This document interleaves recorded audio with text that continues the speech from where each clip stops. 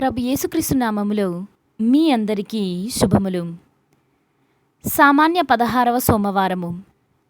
ఫరో రాజును అతని రథములను నాశము చేసి మహిమ పొందినప్పుడే ఐగుప్తు దేశీయులు నన్ను యావేగా గుర్తింతురు.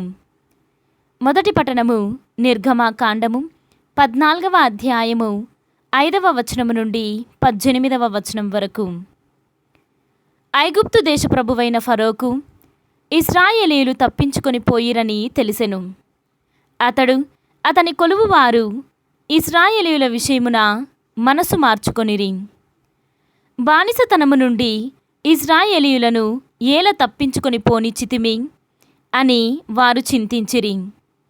వెంటనే ఫరో రథమును సిద్ధము చేయించి సైన్యమును వెంట తీసుకొని బయలుదేరిపోయెను. అతడు శ్రేష్టములైన 600 రథములనే కాక ఐగుప్తు దేశమందున్న రథములను కూడా వెంట తీసుకొని పోయెను. ప్రతి రథము మీదను రధికులుండిరి.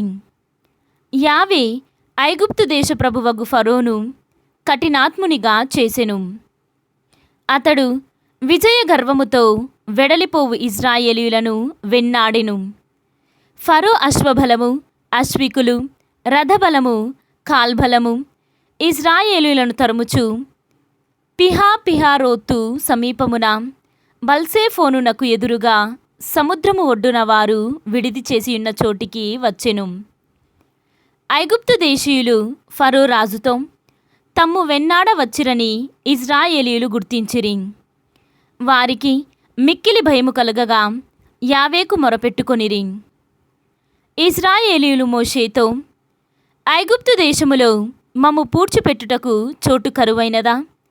ఈ ఎడారిలో చావగా మమ్ము తరలించుకొని వచ్చితివి కదా.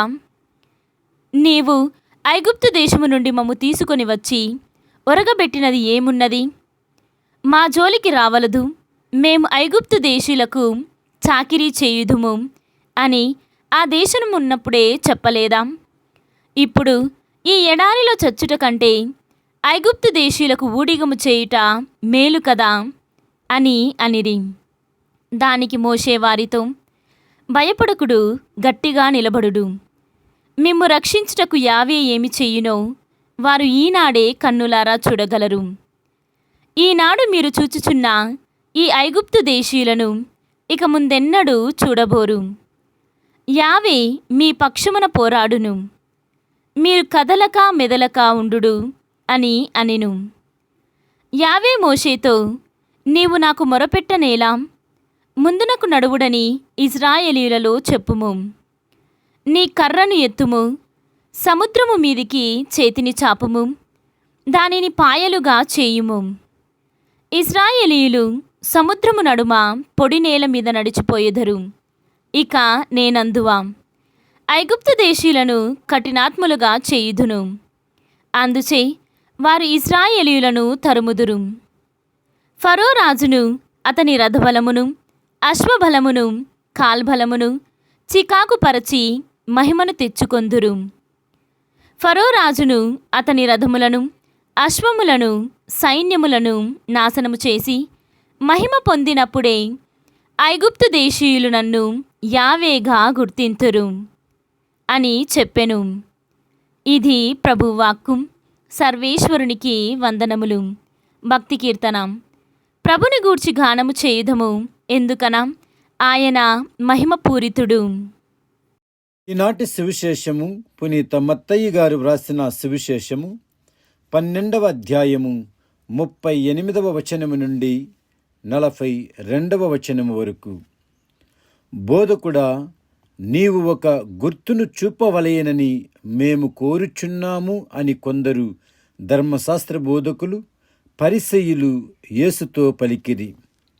అప్పుడు యేసు ప్రత్యుత్తరముగా, దుష్టులు, దైవభ్రష్టులనగు వీరు ఒక గురుతును కోరుచున్నారు. కాని యోనా ప్రవక్త చిహ్నము కంటే వేరొకటి వీరికి అనుగ్రహింపబడదు. యోనా ప్రవక్త 3 పగళ్ళు 3 రాత్రులు తిమింగల గర్భములో ఉన్నట్లు మనుష్య కుమారుడును 3 పగళ్ళు 3 రాత్రులు భూగర్భములో ఉండును. నినవే పౌరులు యోనా ప్రవక్త ప్రవచనములను ఆలకించి హృదయ పరివర్తనము చెందిరి. కనుక తీర్పు దినమున వారు ఈ తరము వారి ఎదుట నిలిచి వీరిని ఖండింతురు. ఇదిగో, యోనా కంటే గొప్పవాడొకడు ఇచ్చట ఉన్నాడు. తీర్పు దినమున దక్షిణ దేశపు రాణి ఈ తరము వారి ఎదుట నిలిచి వీరిని ఖండించును. ఏలయన ఆమె సొలొమోను విజ్ఞానమును గురించి వినుటకై దూర ప్రాంతము నుండి పయనించి వచ్చెను. ఇదిగో, ఆ సొలొమోను కంటే గొప్పవాడొకడు ఇచ్చట ఉన్నాడు. ఇది క్రీస్తు సువిశేషము. క్రీస్తువా మీకు స్తుతి కలుగునుగాక.